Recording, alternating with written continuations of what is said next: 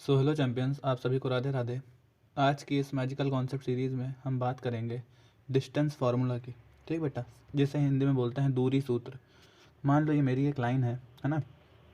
इस line segment पर मेरे दो पॉइंट्स हैं, एक पॉइंट मैंने यहाँ माना और एक पॉइंट मैंने यहाँ माना। इस पॉइंट को मैंने बोला ए और इस पॉइंट को मैंने बोला बी। अगर बेटा तुम्हें इन दोनों पॉइंट्स के कोऑर्डिनेट दिए हैं ना, तो फिर इसकी डिस्टेंस निकालना बहुत ही ज़्यादा आसान होने वाला है। मैंने बोला कि ए पॉइंट के कोऑर्डिनेट मुझे गिवन है और वो हैं x1, y1।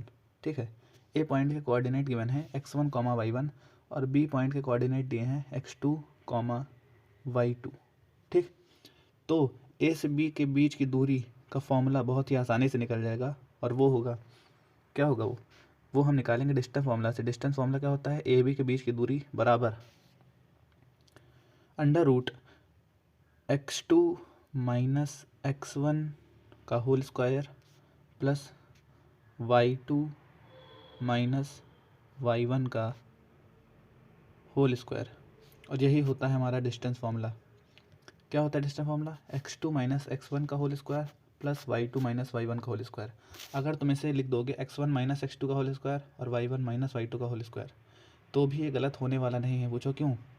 क्योंकि अगर कोई नेगेटिव वैल्यू आ भी रही होगी तो वो स्क्वायर होने पर पॉजिटिव हो जाएगी। ठीक है, तो ये होता है हमारा डिस्टेंस फार्मूला। आई होप तुम्हें याद रहेगा।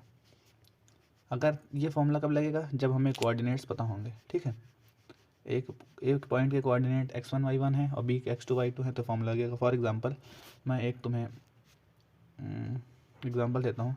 जैसे मान लो इस पॉइंट के कोऑर्डिनेट मुझे दिए हैं, ठीक है, -2, 5 और इस पॉइंट के कोऑर्डिनेट मुझे दिए हैं 6, -1। ठीक, तो यहाँ पर डिस्टेंस फार्मूला लगाओगे तो क्या लिखोगे?